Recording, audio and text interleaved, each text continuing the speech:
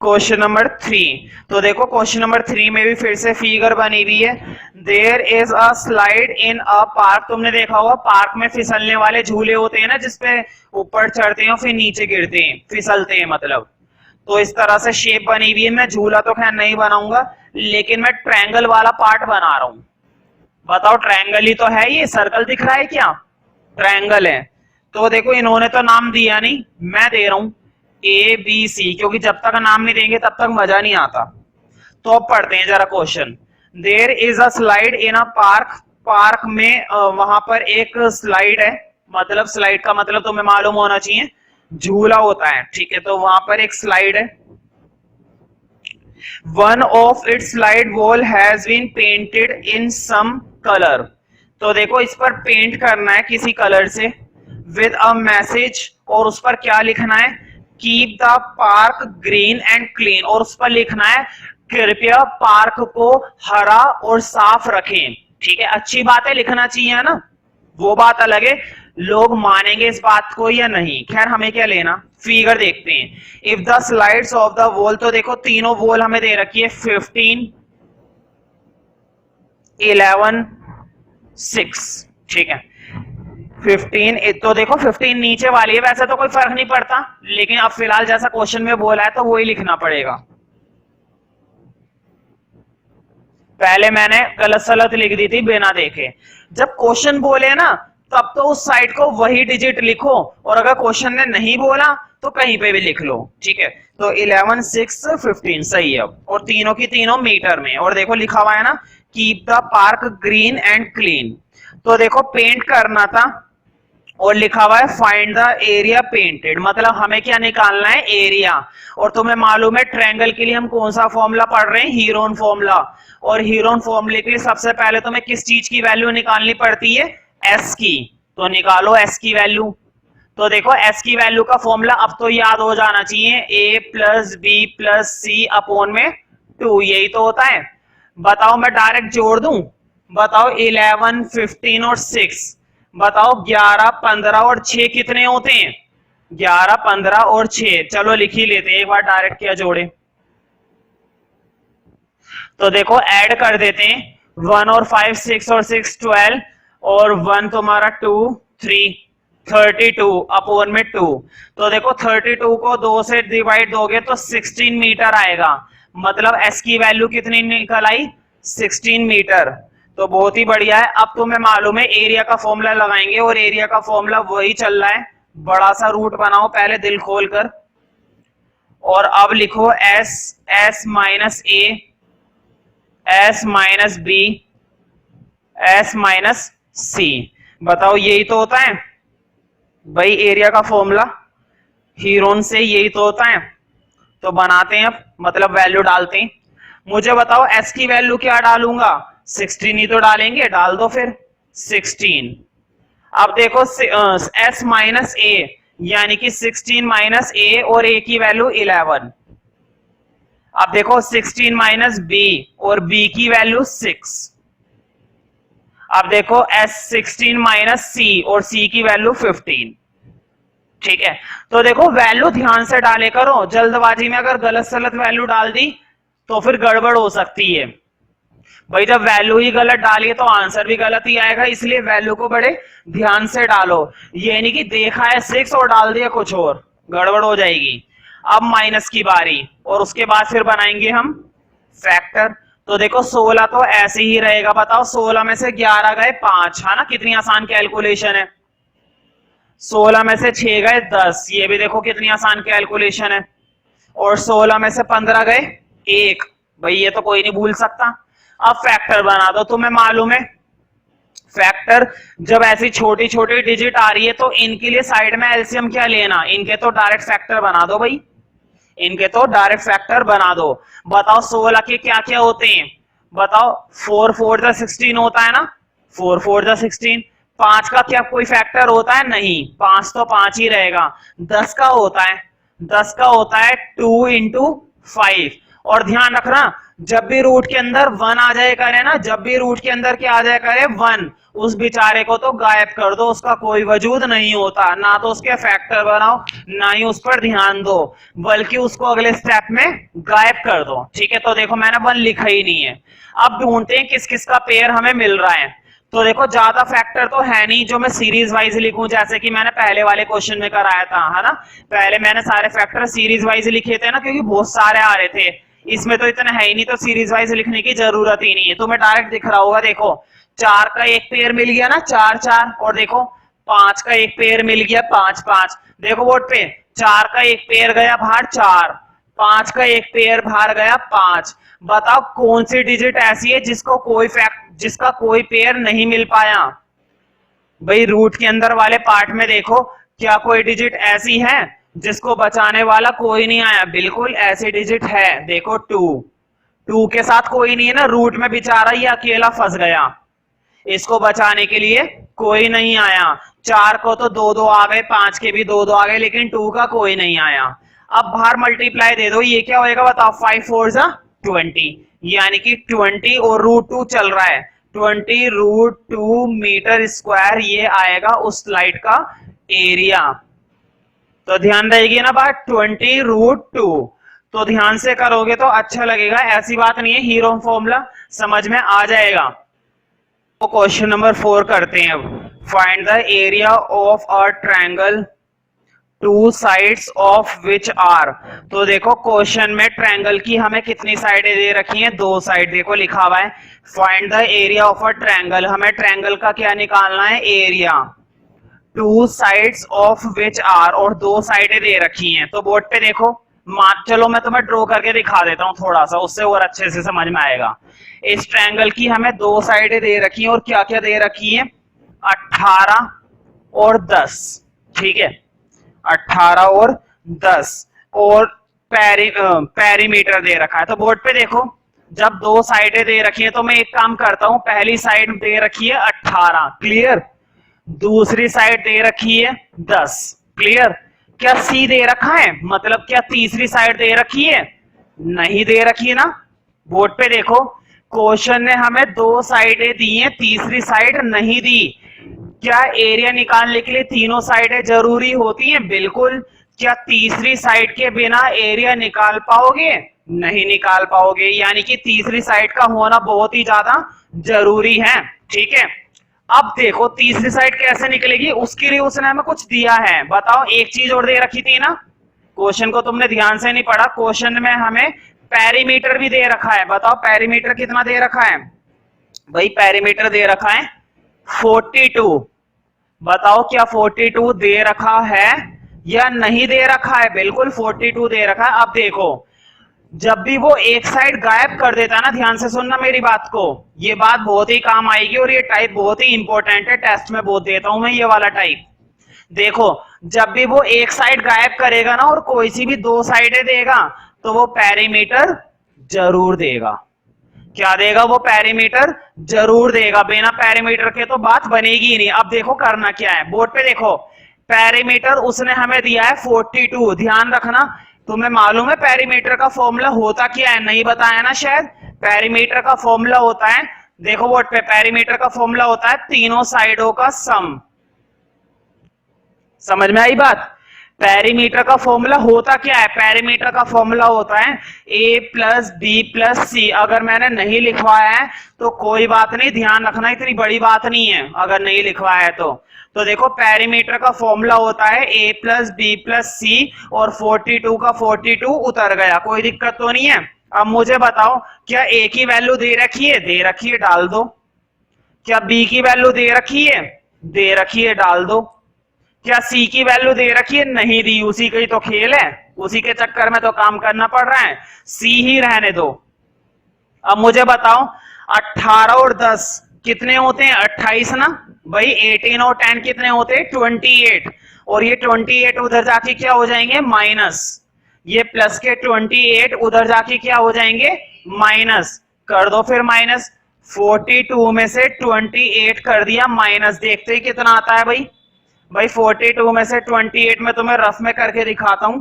तो देखो 12 में से 8 गए 4, और 3 में से 2 गए 1, ठीक है, यानी कि हमारी सी की वैल्यू आ गई 14।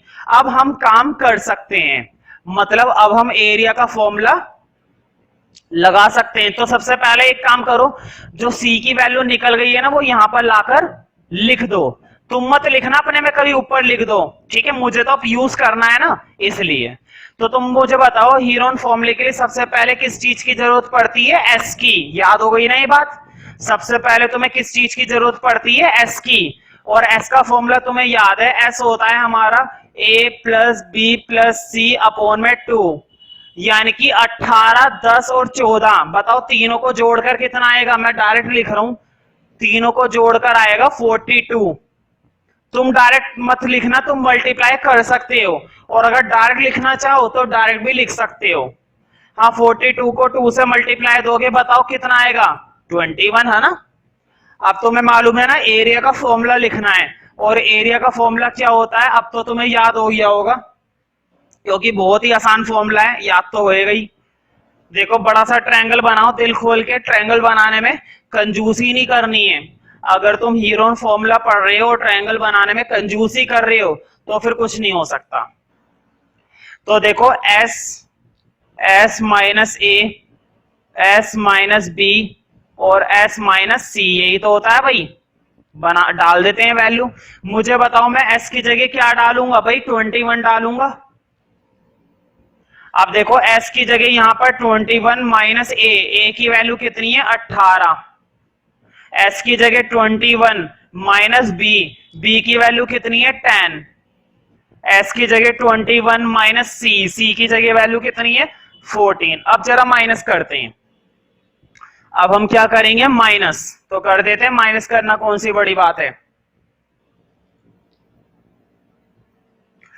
तो देखो 21 तो फिलहाल ऐसे ही लिख दो। अब मुझे बताओ 21 में से 18 गए, बोर्ड पे देखो इधर, 21 में से 18 माइनस करने हैं तो कितने बचेंगे? 3, है ना? लिख दो ब्रैकेट में 3। 21 में से 10 गए, कितने बचेंगे? 11, लिख दो 11। 21 में से 14 गए, कितने बचेंगे? 7, लिख दो 7।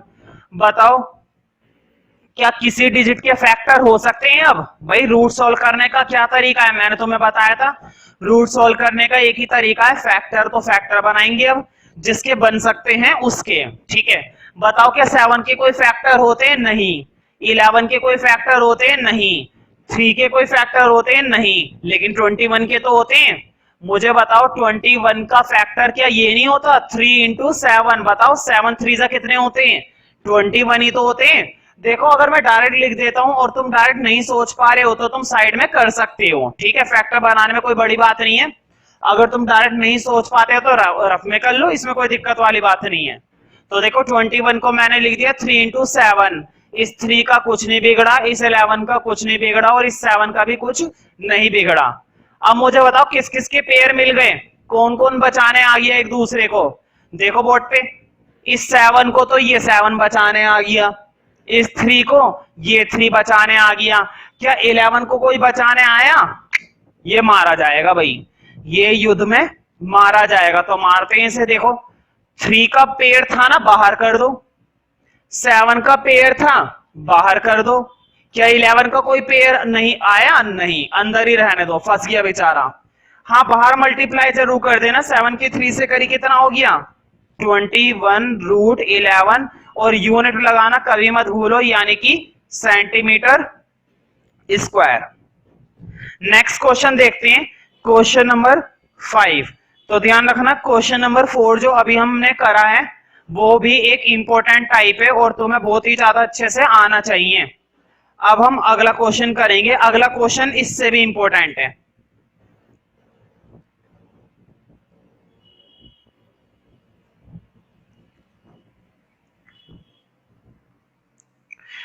तो देखो, sides of a triangle are in the ratio. देखो मुझे बताओ, बोर्ड पे देखो, कई बार क्या होता है, एक ट्रायंगल की कितनी साइड है वो हमें दे देता है 3। भाई 3 ही होती है वैसे तो, खैर, है ना। किसी ट्रायंगल की क्या 4 साइडें सुनी है? नहीं, 4 साइडें तो होती भी नहीं है। तो कभी कभी क्या वो तीनों साइडें दे देता है ना, और कभी कभी वो एक भी साइड नहीं देगा। पता है क्या देगा? उनकी रेशियो देगा। उन साइडों की क्या देगा हमें? रेशियो देगा। अब तुम सोच रहे होंगे कि भैया रेशियो से कैसे करेंगे, फिर ध्यान रखना रेशियो से तुम डायरेक्ट नहीं कर सकते। रेशियो जो वो देता है ना कैसे करना है वो अब सीखना है। मतलब बोर्ड पे देखो, तीनों साइडें नहीं दी, ध्यान से सुनो, तीनों साइडें नहीं दी लेकिन उनकी क्या दे दी, रेशियो दे दी। तीनों साइडें ना देकर उनकी क्या दे दी, रेशियो दे दी। हाँ, रेशियो वो तीनों साइडों की जरूर देगा। तीनों साइडें नहीं दी ना तो कोई बात नहीं, रेशियो वो जरूर देगा तीनों साइडों की। अब देखो, sides of a triangle are in the ratio. बताओ रेशियो क्या दी है, बोर्ड पे देखो, ए बी सी। देखो जब भी वो रेशियो देता है ना तो ऐसे लिखते हैं, देखो A is to B, B is to C. और रेशियो दी कितनी है तीनों की, रेशियो दे रखी है 12, 17, 25। रेशियो को ध्यान से लिखना, 12, 17, 25 सही है बिल्कुल, रेशियो दी है ना। और जब वो रेशियो देता है, एक खास बात है दिमाग में चिपका लो में अपने, जब भी वो रेशियो देगा, जब भी, तो वो रेशियो के साथ एक चीज जरूर देगा। जब भी वो रेशियो देगा ना तो रेशियो के साथ वो एक चीज और जरूर देगा। और ज्यादातर क्या देता है, पेरीमीटर। ज्यादातर क्वेश्चन हमें क्या देता है, पेरीमीटर देता है। और पेरीमीटर का फॉर्मूला अभी अभी मैंने बताया था पिछले क्वेश्चन में, है ना, अभी बता दूंगा दोबारा से। लेकिन पहले इस चीज को देखो कि रेशियो का क्या करना है। तुम सोच रहे होंगे भैया रेशियो का क्या करना है, बिल्कुल रेशियो का बहुत कुछ करना है। ध्यान रखना, बोर्ड पे देखो, ऐसे ये रेशियो वाले क्वेश्चन तो बच्चों के फेवरेट बन जाते हैं, उनको इतने आसान लगते हैं। बोर्ड पे देखो, बताओ ए का रेशियो क्या माना जाएगा, 12, बी का रेशियो क्या माना जाएगा, 17, सी का रेशियो क्या माना जाएगा, 25। समझ में आ गया ना कैसे कर रहा हूं। पहली रेशियो ए, पहली रेशियो 12, मतलब ए की वैल्यू 12। दूसरी रेशियो बी, दूसरी रेशियो 17, मतलब बी की वैल्यू 17। तीसरी रेशियो सी, तीसरी रेशियो 25, मतलब सी की वैल्यू 25। लेकिन जब भी रेशियो दे ना, जब भी वो क्या दे रेशियो, तो इस रेशियो को ना के की टर्म्स में मान ले करो। किसकी टर्म्स में मानना है तुम्हें, के की टर्म्स में। मैं क्या बोल रहा हूं समझ में नहीं आ रहा ना, अब देखो कैसे मानना है। देखो ए की वैल्यू क्या मानोगे, 12 के, बात समझ में आई। बी की वैल्यू क्या मानोगे, 17 के, ठीक है। सी की वैल्यू क्या मानोगे, 25 के। अब तुम सोच रहे होंगे भैया के क्यों माना, कुछ भी मान लो, एस की टर्म्स में मान लो, एक्स की टर्म्स में मान लो, पी की टर्म्स में मान लो, डी की टर्म्स में मान लो, किसी भी टर्म्स में मान लो। ज्यादातर मैं कैसे मानता हूं, के की टर्म्स में, क्योंकि मैं ज्योमेट्री में भी जब भी रेशियो वाले क्वेश्चन कराऊंगा तो के की टर्म्स में ही करवाऊंगा। इस बात का ध्यान रखना है तुम्हें, तो इसलिए मैं ज्यादातर के की टर्म्स में मानता हूं। अब क्वेश्चन पे वापस आते हैं। बताओ क्वेश्चन ने हमें एक चीज और दे रखी है ना, और वो क्या चीज है, पेरीमीटर है। और बताओ दिया कितना है, पेरीमीटर देखो अच्छा सा दे रखा है 540, 540। बताओ क्या उसने हमें ये पेरीमीटर दिया है या नहीं दिया है, दे रखा है ना। तो 540 उसने हमें पेरीमीटर दे रखा है। अब मुझे बताओ, मैंने पिछले क्वेश्चन में पेरीमीटर का अभी अभी फॉर्मूला बताया था, यही तो होता है तीनों साइडों का जोड़। बताओ पेरीमीटर का फॉर्मूला ये तो बताया था, तीनों साइडों का सम, तीनों साइडों का एडिशन। क्या क्वेश्चन में तीनों साइडें दे रखी थी, नहीं, तीनों साइडों की क्या दे रखी थी, रेशियो। लेकिन उस रेशियो से हमने देखो साइडें बना नहीं रखी, 12 के, 17 के, 25 के, वही डालेंगे। देखो बोर्ड पे 12 के की वैल्यू डाली 12 के, बी की वैल्यू डाली 17 के, सी की वैल्यू डाली 25 के, इक्वल टू 540। हाँ, इन तीनों को जोड़ो, बताओ 12 के, 17 के और 25 के, तो बताओ कितने के। तो देखो मेरे पास सॉल्यूशन है इसका, तीनों को जब तुम ऐड करोगे, तो मैं ये ऊपर वाला पार्ट रब कर रहा हूं। देखो 12 के, 17 के, 25 के, तीनों को जब ऐड करोगे ना तो ये तुम्हें मिलेगा 54 के इक्वल टू 540। कोई दिक्कत तो नहीं है, मैंने नीचे से डायरेक्ट कहां पे लिख दिया, ऊपर, क्योंकि नीचे इतना स्पेस था ही नहीं इसलिए मैं नहीं लिख पाया। तो मैंने तीनों को ऐड कर दिया, तुम भी रफ में करके देख सकते हो अगर तुम्हें ऐसा लग रहा हो कि 54 नहीं आएगा। तो देखो 54, बताओ यहां पर मल्टीप्लाई है ना, इधर आके क्या हो जाएगा, डिवाइड। ध्यान से सुनो, 54 इधर क्या है, मल्टीप्लाई है, इधर आके क्या हो जाएगा, डिवाइड कर देते हैं फिर। तो देखो बोर्ड पे 540 को 54 से डिवाइड करा, बताओ 54 से नहीं जा रहा, 54 को कितने पर काटेगा, 1 पे। बोर्ड पे देखो 54 से 54 1 पे गए 10, मतलब के की वैल्यू क्या आ गई, 10 आ गई। ध्यान रखना हमें क्या करना होता है रेशियो वाले क्वेश्चन में, ध्यान से सुनो अब जो मैं बात बोलने वाला हूं। रेशियो वाले क्वेश्चन में ना तुम्हें किसकी वैल्यू निकालनी होती है, के की। एक बार के की वैल्यू आ गई, अगर एक बार के की वैल्यू आ गई, समझो सबकी वैल्यू आ गई। फिर अगर एक बार के की वैल्यू आ गई ना, तो समझो सबकी वैल्यू आ गई। कैसे, अब ये देखो, देखो के की वैल्यू तो निकल आई। अब मुझे बताओ ए की वैल्यू क्या मान रखी थी, 12 की है ना। बताओ ए की वैल्यू, देखो अभी भी रब नहीं कराया मैंने, ऊपर ही लिखा हुआ है ना। ये मत सोचना कि मैंने ये वाला पार्ट रब क्यों नहीं करा, बिल्कुल रब कर दूंगा, लेकिन मुझे देखने के लिए चाहिए था। ये लो रब कर दिया। इसके बाद तुम्हें ये स्टेप उतारना है, ठीक है। तो देखो ए की वैल्यू क्या मानी थी, 12 के। बताओ के की जगह क्या डालोगे, अब के की वैल्यू क्या है, 10, मल्टीप्लाई दे दो, है ना। 12 की 10 से करोगे कितनी आएगी, 120 आएगी ना। अब अगली वैल्यू देखो बी, बताओ अगली वैल्यू क्या थी, अब देखो मुझे देखना पड़ेगा, 17 के। बी की वैल्यू थी 17 के, फिर से के की वैल्यू क्या डालोगे, 10। बोर्ड पे देखो के की वैल्यू तुमने फिर से क्या डाली, 10, फिर से क्या मल्टीप्लाई करके आएगा, 170, है ना। अब आगे देखते हैं सी, सी क्या था, 25 के, फिर से के की वैल्यू डालोगे तो 10, यानी कि ये आएगा 250। मुझे बताओ क्या तीनों साइडें निकल आई, देखो ए की वैल्यू कितनी निकल आई, 120, बी की वैल्यू कितनी निकल आई, 170, सी की वैल्यू कितनी निकल आई, 250। क्या तीनों साइडों की वैल्यू आ गई, बिल्कुल आ गई। अब हम ट्रायंगल का एरिया निकालने के लिए बिल्कुल तैयार हैं, क्योंकि सारी चीजें हैं हमारे पास। तो एक काम करो, इन तीनों वैल्यू को यहां से हटा देता हूं, क्योंकि तुम्हें मालूम है अब मैं क्या लगाने वाला हूं, हीरोन फॉर्मूला। अब मैं कौन सा फॉर्मूला इस्तेमाल करने वाला हूं, हीरोन फॉर्मूला। और हीरोन फॉर्मूले के लिए तुम्हें मालूम होगा सबसे पहले किसकी वैल्यू निकालते हैं, एस की। सबसे पहले किस चीज की वैल्यू निकाली जाती है, एस। तो निकाल देते हैं। तो देखो एस का फॉर्मूला होता है ए plus B plus C upon में 2। तीनों को जोड़ना है, जोड़ो, 120 प्लस 170 प्लस 250।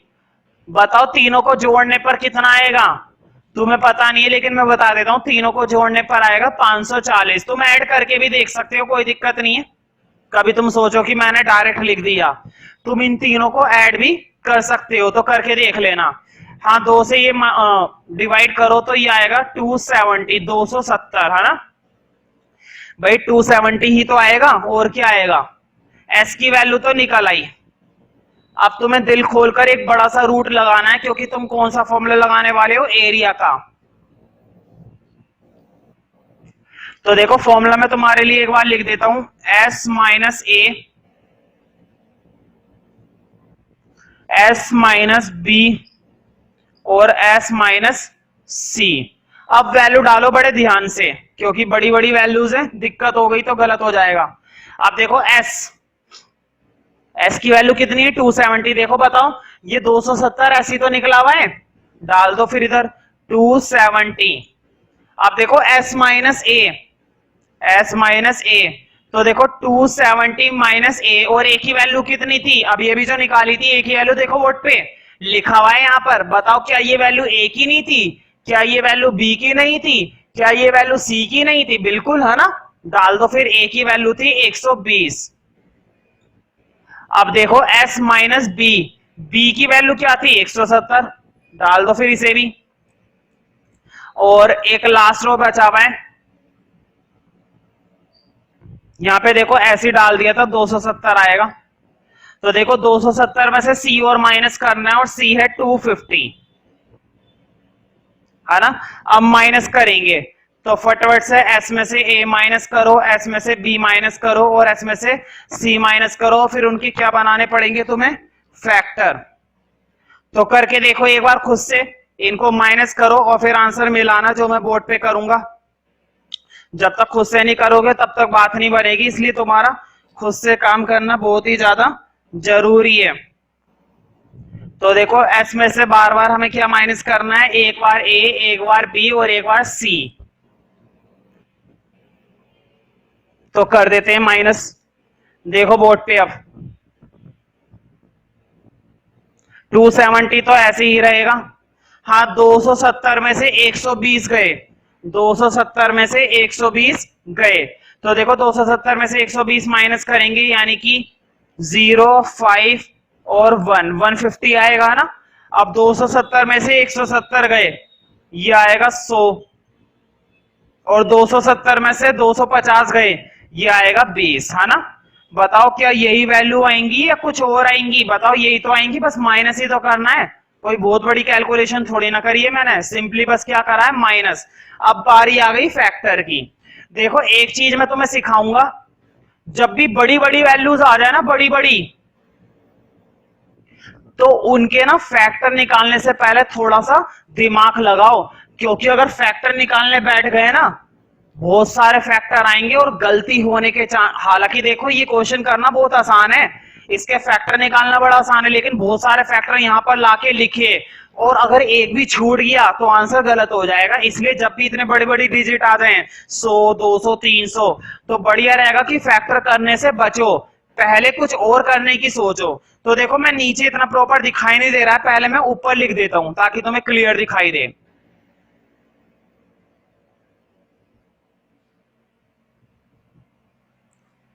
है ना। अब देखो अब करेंगे फैक्टर, लेकिन फैक्टर करने से पहले मैंने बताया तो मैं कुछ जुगाड़ पानी सोचो जिससे कुछ बात बने। देखो बोर्ड पे अब बताओ 100 डायरेक्ट फैक्टर होता है ना। बताओ 100 किसका स्क्वायर रूट होता है? 100 किसका स्क्वायर होता है? 10 का होता है ना। क्या 100 का स्क्वायर रूट डायरेक्ट बाहर नहीं जा सकता? क्या 100 का स्क्वायर रूट, ध्यान से सुनो, क्या 100 का स्क्वायर रूट सीधा बाहर जा सकता है? नहीं जा सकता है, जा सकता है ना।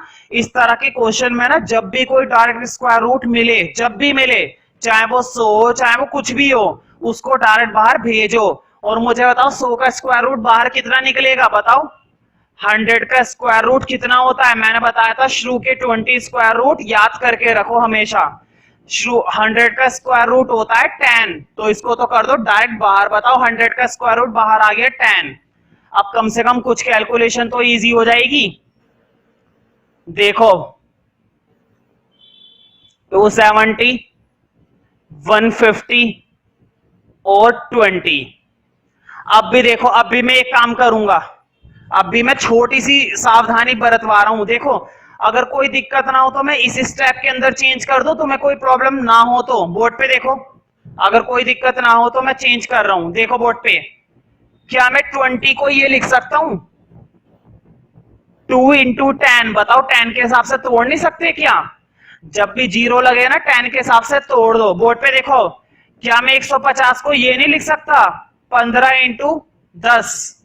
बताओ 15 इंटू 10 कितना आएगा? 150, है ना भाई। भाई जीरो वाले तो तोड़ने आसान है भाई, 15 की 10 से तो करिए। और क्या करा है तुमने? और क्या 270 को मैं नहीं लिख सकता 27 इंटू 10? बताओ बात बनेगी या नहीं बनेगी? बताओ बिना फैक्टर के काम कर लिया ना हमने। और ध्यान से सुनो, अगर तुम इसमें डायरेक्ट फैक्टर लगाते ना, मैं यकीन से कह सकता हूं अगर एक में भी गलती हो जाती तो आंसर गड़बड़ हो जाता। आंसर क्या हो जाता? गड़बड़ हो जाता। अब देखो कितनी आसानी से हो गया। अब पहले जो फैक्टर निकल रहा है ना, पहले उसे बाहर निकाल दो, बाकी बाद में देखेंगे। बोर्ड पे देखो, क्या इस 10 का फैक्टर इस 10 के साथ बन रहा है? बताओ क्या 10 का पेयर 10 के साथ बन रहा है ना? बन रहा है तो बाहर कर दो। मुझे बताओ एक 10 पहले से ही, एक और 10 आ गया बाहर। तुम सोच रहे होंगे मैं इतने सारे स्टेप में क्यों करवा रहा हूं। देखो बेशक स्टेप ज्यादा लग रहे हैं, लेकिन कैलकुलेशन हमेशा सही आएगी। अब क्या क्या बच गया? एक तो बच गया 27, एक बच गया 15, और यहां से बच गया 2, और यहां से बच गया 10। अब और फैक्टर तोड़ो। अब देखो तोड़ने कितना आसान है। अब कितना आसान लगेगा तुम्हें ये? मुझे बताओ 10 के फैक्टर क्या होते हैं? 2 इंटू 5। बताओ कितना छोटा हो गया? 270, 150, 100, 200 से हम कहां तक पहुंच गए, है ना। कितना बिना एलसीएम के काम हो गया, बिना एलसीएम के। अब देखो 15 के भी तोड़ लो। बताओ 15 के क्या होते हैं? 3 इंटू 5 ना भाई, 3 5 जा 15, 3 5 जा 15। तो देखो 15 के तोड़ लिए। 3 देखो यहाँ पे स्पेस कम है तो मैं थोड़ा सा एडजस्ट करके लिख रहा हूं। ये हो गया। अब 27 के भी तोड़ लो, मुझे बताओ 27 के फैक्टर क्या होते हैं? 3 × 3। देखो जब बड़ी सी डिजिट आ गई कोई दिक्कत नहीं, यहाँ पे बना लो। देखो 3 9 27, 3 3 9, 3 1 3, कोई दिक्कत नहीं है, एक आध तो बना ही सकते हो। कितनी बार 3 आया? 3 बार। तो देखो 2 बार तो मैं इधर लिख रहा हूं क्योंकि इधर स्पेस कम है, और 1 बार उधर लिख रहा हूं। कर सकते हैं हम ऐसा। यहां पर अगर स्पेस कम है तो उधर लिख लिया, तो कौन सी बड़ी बात कर दी मैंने। अब फैक्टर ढूंढो, शायद सबके मिल गए। देखो बोर्ड पे 3 का मिल गया, बोर्ड पे देखो इसका इसके साथ मिल गया ना, दूर दूर है लेकिन मिल तो रहा है। अब बोर्ड पे देखो इसका इसके साथ मिल गया है ना, और इसका इसके साथ, ये तो चलो एक साथ ही मिल गए, इसका मिल गया। बताओ क्या कोई ऐसी डिजिट बची जिसका कोई फैक्टर नहीं मिला? कोई डिजिट नहीं बची। और देखो फैक्टर बनाने का तरीका मेरा अलग है, तुम्हारा अलग है, किसी और का अलग है।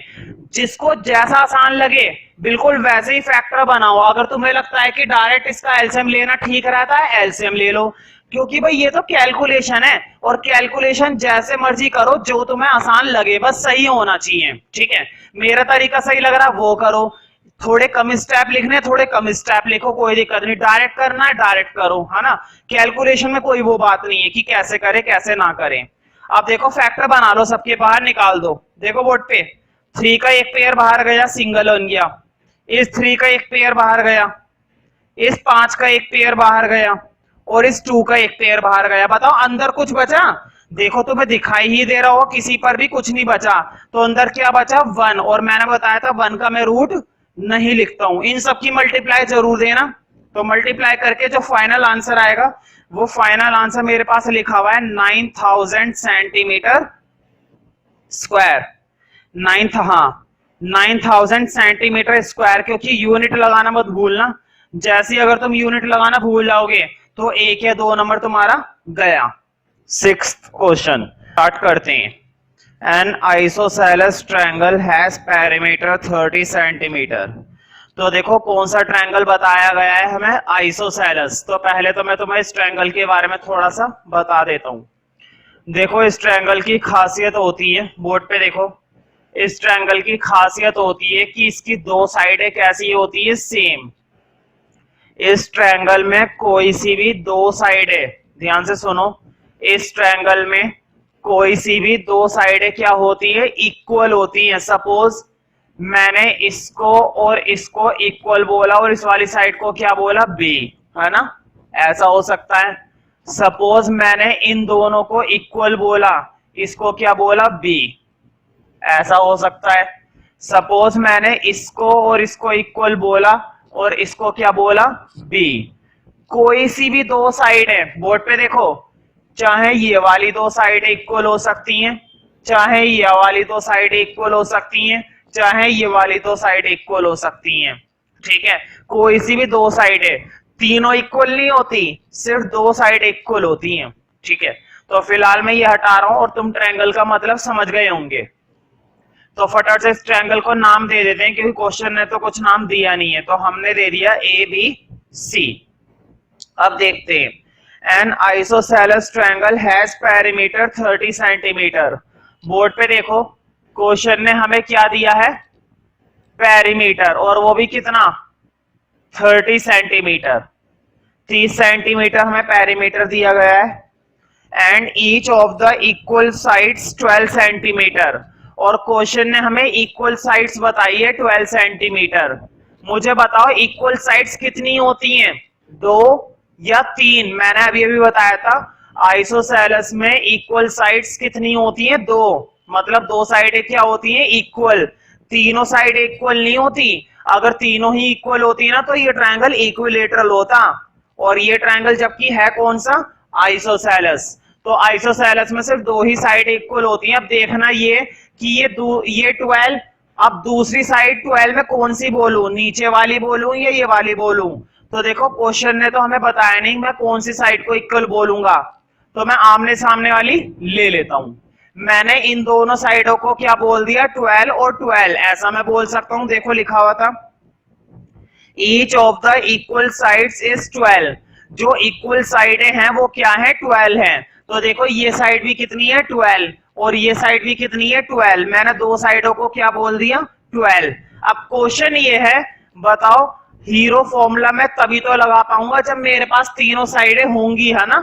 हीरोन फॉर्मूला हम तभी लगा सकते हैं जब हमारे पास तीनों साइडें होंगी। लेकिन क्या तीसरी साइड, उसने हमें दो इक्वल साइड तो दी थी, लेकिन क्या तीसरी साइड दे रखी है, नहीं दे रखी। तो एक काम करो, तीसरी साइड को नाम दे दो तुम, क्योंकि ये दो साइडें दे रखी हैं। मान लो ये हमें दे रखा है ए और ये दे रखा है बी, तीसरी साइड को नेम दे दो सी। सी नहीं पता हमें सी नहीं पता। और मैंने बताया था जब भी वो हमें दो साइडें देते हैं और तीसरी गायब कर देते हैं तो एक चीज जरूर देते हैं, पैरीमीटर। पैरीमीटर अभी दिया गया है ना। अब मुझे बताओ, अब तो कितनी बार हमने ये क्वेश्चन कर लिए हैं, पैरीमीटर का फॉर्मूला क्या होता है। भाई पैरीमीटर बताया था ना, तीनों साइडों का जोड़। बताओ तीनों साइडों का एडिशन पैरीमीटर होता है या नहीं होता है, होता है ना। तो तीनों साइडों का एडिशन क्या होगा, पैरीमीटर। ए कितना था 12, बी भी कितना था 12। क्या सी पता है, नहीं। सी के लिए तो काम ही कर रहे हैं। मुझे बताओ 12 और 12 24, और 24 उधर जाके माइनस करोगे 30 में से, बोर्ड पे देखो 12 और 12 को तुम्हें क्या करना है, ऐड, और ऐड उधर जाके क्या हो जाएगा, माइनस। तो देखो 12 और 12 हो गए 24, और ये 24 उधर जाके क्या हो जाएगा, माइनस, यानी कि 30 में से 24 गए तो सी की वैल्यू क्या आ गई 6, यानी कि तीसरी साइड भी क्या निकल आई, 6 निकल आई। अब हमारे पास तीनों साइडें हैं, एक काम करो फिगर के अंदर तीसरी साइड भी डाल देते हैं, 6 आ गई। अब मुझे बताओ अगर तीनों साइडें आ गई तो क्या मैं हीरोन फॉर्मूला लगा सकता हूं, बिल्कुल। अब हम हीरोन फॉर्मूला इस्तेमाल कर सकते हैं, तो करते हैं। देखो हीरोन फॉर्मूले के लिए सबसे पहले जरूरत पड़ती है एस की, बना देते हैं फिर एस। एस होता है ए plus B plus C upon में 2। तो मुझे बताओ ए कितना था 12, बी कितना था 12, सी कितना था 6। हाँ ऐड करके डिवाइड करते हैं तो देखो 12 और 12 24 और 6 30, 30 अपॉन में 2 यानी कि 15। मतलब एस की वैल्यू आ गई 15। एस की वैल्यू कितनी निकल आई 15। अब हीरोन फॉर्मूला लिखेंगे पहले, और एस की वैल्यू का ध्यान रखना। तो देखो एरिया का फॉर्मूला वो भी हीरोन से ये होता है, बड़ा सा रूट बनाओ दिल खोलकर, और फिर लिखो S, S minus A, S minus B और एस माइनस सी, है ना। अब सबकी वैल्यू डाल दो। मुझे बताओ अभी अभी एस निकाला था, कितना निकला था एस, एस हमारा 15 निकला था ना, डाल दो। देखो एस की जगह आएगा 15 और एस माइनस ए, यानी कि 15 माइनस 12। बताओ ये क्या है, ए है, ये क्या है, बी है, और ये क्या है, सी है। तो इस चीज का ध्यान रखना, एस माइनस ए और ए मतलब 12, S minus B 15 minus B और बी मतलब 12, एस माइनस सी 15 माइनस 6, है ना, क्योंकि सी की वैल्यू कितनी थी 6। ठीक है, अब थोड़ा और सॉल्व करेंगे। तो देखो 15 तो ऐसे ही रहा, 15 में से 12 गए 3, 15 में से 12 गए फिर से 3, 15 में से 6 गए 9। फैक्टर बना दो जो जो बन रहे। मैंने बताया था जिसका भी अगर कंप्लीट स्क्वायर रूट तुम्हें याद हो तो उसका कंप्लीट स्क्वायर रूट सीधा ही बाहर कर दिया करो। पहले मैं ये नीचे वाले स्टेप ऊपर लिख लेता हूं और हाथ के हाथ फैक्टर बना देता हूं। बताओ 15 को क्या लिख सकते हो, 3 इंटू 5, 3 और 9 को क्या लिख सकते हो, 3 इंटू 3, है ना भाई, 3 3 से 9 होते हैं ना। देखो मैंने 15 के हाथ के हाथ फैक्टर तोड़ दिए। अगर तुम डायरेक्ट फैक्टर ना तोड़ पाए करो तो साइड में कर लिया करो एलसीएम लेके, उसमें कोई दिक्कत वाली बात नहीं है। ठीक है, साइड में एलसीएम लेकर देख लिया करो, हो जाएगा। फिलहाल मैंने 15 के सीधा ही फैक्टर तोड़ दिए, 3 और 5। अब पेयर ढूंढेंगे किस किस के पेयर मिल रहे हैं। तो बोर्ड पे देखो 3 का एक जोड़ा मिला और 3 का एक जोड़ा मिला, बाकी क्या किसी और चीज का हमें पेयर मिल पाया? नहीं। मुझे बताओ 3 का एक सिंगल पेयर बाहर गया, 3 का पेयर बाहर गया सिंगल डिजिट, अंदर क्या क्या बच गया? ये 3 बचा और ये 5 बचा। बताओ बाहर 3 3 से कितने हो जाएंगे? 9 ना। 3 3 से बाहर कितने हो जाएंगे? 9। और अंदर रूट के क्या हो जाएगा? 3 5 15। तो ये बन गया रूट 15। हाँ, यूनिट लगाना मत भूलना। तो देखो सेंटीमीटर में चल रहा था काम, तो सेंटीमीटर स्क्वायर। जब भी हम बात करते हैं एरिया की, तो एरिया के लिए सेंटीमीटर स्क्वायर, मीटर स्क्वायर ये लगाना बहुत ही ज्यादा जरूरी होता है, वरना तुम्हारे मार्क्स कट सकते हैं।